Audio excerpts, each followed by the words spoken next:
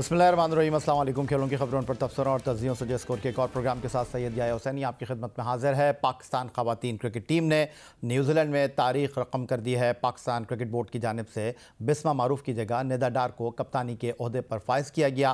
तो उनके इब्तदाई 2 इवेंट्स एशियन गेम्स और दौरा बांग्लादेश ग्रीन शर्ट्स के लिए ज़्यादा अच्छा साबित ना हो सके, लेकिन पाकिस्तान ख़वातीन टीम ने गिरते हैं शहसवार ही मैदान जंग में कि मुतरादिफ अपनी गलतियों से सीखा और न्यूजीलैंड की मुश्किल कंडीशंस में कीवी टीम के खिलाफ फतह के झंडे गाड़े। पहली मरतबा न सिर्फ T20 मैच जीता बल्कि T20 सीरीज़ में भी कामयाबी समेट ली। इसी कामयाबी के साथ कौमी टीम वनडे सीरीज़ में न्यूजीलैंड से नबर्द आजमा हुई तो उन्हें इब्तदाई तौर पर ही प्रैक्टिस सेशन में अपनी अहम खिलाड़ी डायना बेग की खिदमत से महरूम होना पड़ा। ओपनिंग बैटर शवाल जुल्फ़िकार भी कंधे की इंजरी की वजह से 6 हफ्ते के लिए क्रिकेट से दूर हो गई। पहले वनडे बैनुल-अक़वामी मुकाबले में कप्तान निदा डार अपनी ही बॉलिंग पर कीवी बैटर की गेंद उंगली पर लगने से ज़ख्मी हो गई और वनडे सीरीज़ से बाहर हुई। इस मौके पर T20 सीरीज़ की बेहतरीन प्लेयर फातिमा सना ने क़यादत के फ़राइज़ अंजाम दिए। पाकिस्तान ख़वातीन क्रिकेट टीम को इब्तदाई 2 वनडे मैचों में शिकस्त हुई, लेकिन क्राइस्टचर्च में खेले जाने वाले आखिरी वनडे इंटरनेशनल में पाकिस्तान ख़वातीन टीम ने सनसनीखेज़ मुकाबले के बाद पहले मैच टाई किया और फिर सुपर ओवर में न्यूजीलैंड को शिकस्त देकर दौरा न्यूजीलैंड का कामयाबी से इख्तिताम किया। पाकिस्तान ख़वातीन क्रिकेट टीम के दौरान न्यूजीलैंड का आगाज़ हुआ तो क्रिकेट हलकों में ये बात ज़बान ज़द-ए-आम रही कि ख़वातीन क्रिकेट टीम ने एशियन गेम्स और बांग्लादेश के ख़िलाफ़ सीरीज़ में अच्छी कारकर्दगी नहीं दिखाई तो न्यूजीलैंड जैसी मजबूत टीम के ख़िलाफ़ पाकिस्तान की परफॉर्मेंस से ज़्यादा उम्मीदें नहीं लगाई जानी चाहिए, जिसकी वजह यह थी कि पाकिस्तान ने कीवी ख़वातीन टीम के ख़िलाफ़ कभी कोई T20 मुकाबला जीता ही नहीं था। लेकिन दौरा न्यूजीलैंड के लिए ख़वातीन टीम में ऑलराउंडर फातिमा सना की वापसी हुई थी। वो इंजरी से निजात हासिल करने के बाद कौमी टीम में वापस आई थी और फातिमा सना ने अपने कमबैक को न सिर्फ अपने लिए बल्कि पाकिस्तान के लिए भी यादगार बना दिया। पहले T20 इंटरनेशनल में फातिमा सना ने न्यूजीलैंड के 3 टॉप बैटर्स को पवेलियन भेजा और 4 ओवर में सिर्फ 18 रन देकर 3 विकेटें हासिल की और पाकिस्तान की फतह में मरकज़ी किरदार अदा किया। फिर दूसरे T20 में भी फातिमा सना ने 138 रन का ताक़ुब करने वाली कीवी टीम को टारगेट तक ना पहुंचने दिया और यहां भी 3 विकेटें लेकर पाकिस्तान को फातेह बनवाया। T20 सीरीज़ में फातिमा सना ने 3 मैच खेलकर 6 विकेटें हासिल की और प्लेयर ऑफ द सीरीज़ करार पाई। उनकी परफॉर्मेंस की बदौलत पाकिस्तान ख़वातीन टीम ने न्यूजीलैंड के खिलाफ फतह की तारीख रकम की। न्यूजीलैंड के खिलाफ सीरीज़ की बेहतरीन खिलाड़ी करार दिए जाने के बाद ऑलराउंडर फातिमा सना ने पाकिस्तान क्रिकेट बोर्ड का शुक्रिया अदा किया था, जिसमें फातिमा सना का कहना था कि उन्हें इंजरी से निजात दिलाने और रिहैब करवाने में पाकिस्तान क्रिकेट बोर्ड ने अहम किरदार अदा किया। यही वजह है कि वो एक बार फिर एक्शन में आई। अपना रिदम हासिल करने के लिए वो टीम मैनेजमेंट की भी शुक्रगुजार हैं। फातिमा सना ने मज़ीद कहा, बड़ी टीमों को शिकस्त देने से बहुत एतमाद मिलता है। नौजवान खिलाड़ियों ने यकीनन इससे कामयाबी से बहुत कुछ सीखा होगा।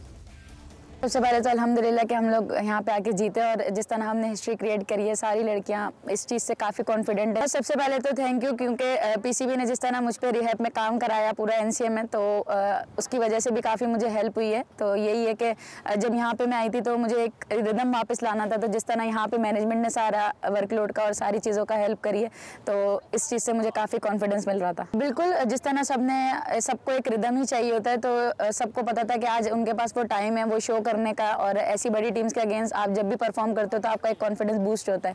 तो सारे जितने भी यंगस्टर्स हैं सबका कॉन्फिडेंस बूस्ट हुआ होगा और इन्हीं मैचेस से सीखते भी हैं, तो सारी लड़कियों ने सीखा होगा।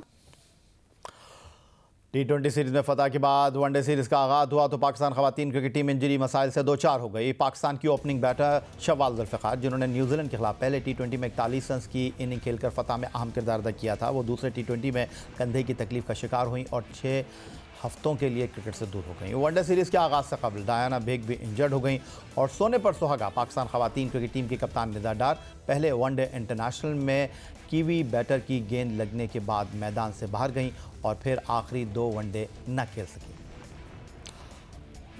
न्यूजीलैंड के खिलाफ इब्तदाई 2 वनडे इंटरनेशनल में शिकस्त के बाद क्राइस्टचर्च में पाकिस्तान वुमेन टीम ने न्यूजीलैंड के खिलाफ ज़बरदस्त मुकाबला किया। निदा डार की गैर मौजूदगी में फातिमा सना की कप्तानी में पाकिस्तान टीम ने न्यूजीलैंड को मुकर्ररा 50 ओवर्स में 251 रन तक महदूद रखा। जवाब में पाकिस्तान टीम हदफ के ताक़ुब के लिए मैदान में आई तो मुनीब अली सिर्फ 5 रन बनाकर आउट हुई और सिद्रा अमीन भी 24 रन बनाकर पवेलियन लौट गई।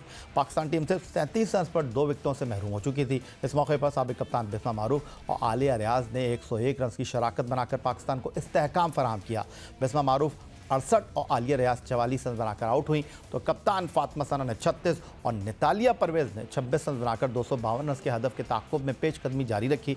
मगर मैच उस वक्त दिलचस्प हो गया जब इन दोनों के आउट होने के बाद जिम्मेदारी विकेट कीपर नाजिया अलवी ने संभाली। पाकिस्तान को आखिरी ओवर में 8 रन दरकार थे और नाजिया अलवी ने 7 रन बनाकर मैच को ही टाई कर दिया। सुपर ओवर में पाकिस्तान खवातीन टीम ने पहले बैटिंग की और बगैर किसी नुकसान के 11 रन बनाए। 12 रन के हदफ में सादिया इकबाल ने 8 रन देकर न्यूजीलैंड की दोनों विकेटें हासिल की और पाकिस्तान को मैच जितवा दिया।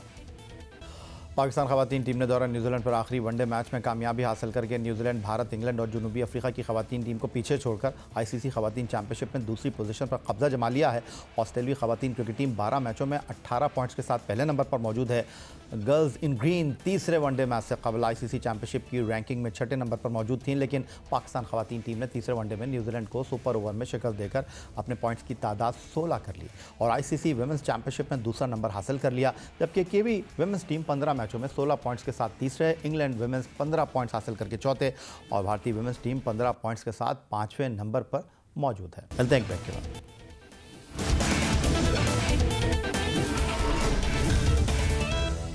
ब्रेक के बाद एक बार फिर कहेंगे आपको खुशामदीद। पाकिस्तान टीम ऑस्ट्रेलिया में मौजूद है 3 टेस्ट पर मुश्तमिल सीरीज के लिए शान मसूद की क़यादत में, जिसके बाद टीम पाकिस्तान का अगला इम्तिहान है कीवी के देश में 5 T20 मैचों की सीरीज़ में। ऑकलैंड में पहला T20 मुकाबला 12 जनवरी 2024 को मुनक्किद होना है। क़यादत के फ़राइज़ अंजाम देंगे पहली मरतबा शाहीन शाह आफरीदी और पाकिस्तान क्रिकेट बोर्ड की सिलेक्शन कमेटी के सरबराह वहाब रियाज ने आज उस टीम का ऐलान कर दिया जो टीम मुंतखब हुई है न्यूजीलैंड के खिलाफ खेलने के लिए। ये स्क्रीन पर आपके सामने नए कप्तान शाहीन शाह आफरीदी के साथ पुराने कप्तान बाबर आजम, विकेट कीपर मोहम्मद रिजवान, फ़ख्र पाकिस्तान फ़ख्र जमान, उभरते हुए बैट्समैन साइम अयूब जिनसे बड़ी उम्मीदें वाबस्ता हैं, फिर तजुर्बेकार इफ्तिखार अहमद, मोहम्मद नवाज को एक और मौका मिला, Abrar Ahmed leg break googly bowler, पहला टेस्ट मैच नहीं खेले पर्थ में, दूसरा टेस्ट भी शायद नहीं खेले मेलबर्न में, लेकिन न्यूजीलैंड के दौरे के लिए कंसिडर हो गए हैं। ओसामा मीर जो कि बिग बैश खेल रहे हैं, वो ऑस्ट्रेलिया से सफ़र करेंगे बिग बैश खेलने वाले अपने साथी हारिस रऊफ़ के साथ, जिन्होंने टेस्ट सीरीज़ खेलने से मना कर दिया था ऑस्ट्रेलिया में, और उनको भी इस टीम में शामिल किया गया है। फिर वसीम जूनियर हैं, जमान खान हैं, उसके साथ आमिर जमाल जिन्होंने डेब्यू पर 6 विकेटों की परफॉर्मेंस दी थी, उनकी T20 टीम में वापसी हुई है। वापसी तो आजम खान की भी हुई है जिन्होंने पाकिस्तान के लिए 5 T20 मुकाबलों में 7 रन स्कोर किए हैं, लेकिन सेलेक्टर्स कहते हैं कि उनको देखना चाहते हैं, उनको परखना चाहते हैं, और पहली बार टीम में शामिल हुए हैं पाकिस्तान सुपर लीग सीजन 8 2023 में 23 विकेटें लेकर टॉप करने वाले nephew Pakistan fast bowling coach Umar Gul Abbas Afridi. फिर साहबजादा फरहान जो 5 साल के बाद टीम में आ रहे हैं, 3 T20 खेलने का तजुर्बा रखते हैं, 40 रन बना रखे हैं, और उनके साथ शामिल होंगे उभरते हुए एक्साइटिंग प्रॉस्पेक्ट पेशावर ज़ल्मी के विकेट कीपर हसीबुल्लाह खान। और जो खिलाड़ी इस दौरे के लिए मुंतखब नहीं हो सके उन पर भी निगाह डाल लेते हैं, और सबसे बड़ा नाम उसमें है पाकिस्तान टेस्ट टीम के कप्तान शान मसूद, ऑलराउंडर फ़हीम अशरफ और इंजर्ड होने वाले शादाब खान और मोहम्मद हारिस। ये वो खिलाड़ी हैं जो दौरे न्यूजीलैंड में टीम पाकिस्तान के साथ मौजूद नहीं होंगे। पाकिस्तान टीम में Mohammad Rizwan wicket keeper, Azam Khan wicket keeper, Haseebullah Khan wicket keeper, और चौथे विकेट कीपर हैं साहबजादा फरहान, लेकिन उनको जो है एज ए बैट्समैन कंसीडर किया जा रहा है सीरीज़ में, और नहीं शामिल किया गया तो मोहम्मद हारिस को चीफ सेलेक्टर वहाब रियाज कहते हैं कि आराम दे रहे हैं। मोहम्मद हारिस जो है उनको भी हमने रेस्ट करवाया इस सीरीज़ में, क्योंकि कुछ परफॉर्मर्स थे जो फर्स्ट क्लास के थे। हमने देखा कि हारिस की क्या कैपेबिलिटी है, और गोइंग फॉरवर्ड क्योंकि हारिस हमारे प्लान का हिस्सा है, सो हम चाहते हैं कि हम लोग जो अपना पूल ऑफ प्लेयर्स है उसको थोड़ा और वसी करें, जिसकी वजह से हम लोगों ने हारिस को इस टूर पे जो है वो रेस्ट दिया है। मज़ीद बात भी करेंगे, मज़ीद भी आपको दिखाएंगे कि चीफ सेलेक्टर वहाब रियाज के क्या प्लान है, क्या मंसूबे उनके पहलू में आपने देखा। पाकिस्तान के तजुर्बेकार विकेट कीपर कामरान अकमल मौजूद थे जो कि मुशीर हैं सिलेक्शन कमेटी के, लेकिन हमारे साथ मौजूद हैं वीडियो लिंक पर लाहौर से पाकिस्तान के टेस्ट ऑलराउंडर अब्दुल रज़ाक साहब, जो चंद महीने पहले बोम शाहिद आफरीदी की सिलेक्शन कमेटी में बतौर सिलेक्टर खिदमात अंजाम दे रहे थे। सीधा अब्दुल रज़ाक साहब आपसे मैं सवाल करना चाहता हूँ कि जब आप शाहिद आफरीदी के साथ काम कर रहे थे तो आप लोगों ने भी कुछ ऐसे ही फैसले किए थे जिनको आप पॉपुलर डिसीजन कह सकते हैं, जिनके बारे में आप कह सकते हैं कि आपने डोमेस्टिक क्रिकेट को रिस्पेक्ट दी थी, नए खिलाड़ियों को वापस लेकर आए थे। तो ये जो वहाब रियाज ने T20 टीम का ऐलान किया है, उन्होंने तो लाइन लगा दी है यहाँ पर नए बच्चों की। देखिए, हर जो चीफ सेलेक्टर होता है उसकी अपनी एक सोच होती है, और ये बहुत चीफ सेलेक्टर होंगे जो कंट्रोवर्सी का शिकार नहीं होना चाहते, और उन्होंने जो बाहर थे प्लेयर उन सबको इन कर दिया है। अब मैं नहीं समझता कि हम किसी पे बहस कर सकते हैं कि ये प्लेयर क्यों नहीं है, ये प्लेयर होना चाहिए था, और सारे ही प्लेयर तकरीबन ऑलमोस्ट टीम में आ गए हैं। और अच्छी बात यह है कि 3 विकेट कीपर, ये फर्स्ट टाइम हिस्ट्री में हुआ होगा कि एक टीम में 3 wicket keeper as a select हुए हैं। और बात यह है कंडीशन की, आपको ये देखना चाहिए कि जितने भी परफॉर्मर आपने सेलेक्ट किए हैं वो पाकिस्तान की डोमेस्टिक डेड पिचों पे परफॉर्म करके आए हैं। और न्यूजीलैंड की पिचेस बिल्कुल डिफरेंट है, वहाँ पे मॉइस्चर भी होता है, सीम भी होता है, और वहाँ पे बिल्कुल डिफरेंट कंडीशन है। अब ये कि अच्छी बात ये है कि जितने भी प्लेयर्स हैं उनको अपॉर्चुनिटी मिली, और खुशी की बात तो मेरे लिए तो ऐसे ही है कि जो प्लेयरों को पाकिस्तान टीम में मौका मिलता है, अल्लाह ताला ने उनकी किस्मत में लिखा होता है, उनको एक अपॉर्चुनिटी मिली है। हम किसी को क्रिटिसाइज नहीं कर सकते, पर ये कि आपको चाहिए कि जो प्लेयरों को आपने बनाना है, पॉलिश करना है, अगर आपने सिर्फ और सिर्फ टूर्स करवाने हैं उसके बाद इनको ड्रॉप कर देना है तो ये अच्छा साइन नहीं होता, कि आपने टीम बिल्ड करनी है। टीम बिल्ड करने के लिए आपको याद होगा कि 92 में जो काली आंधी थी, जिसका कैरियर खराब करना होता था उसके खिलाफ आप खिला देते थे, जिनको आपने बचाना होता था उनको आप सिलेक्ट नहीं करते थे।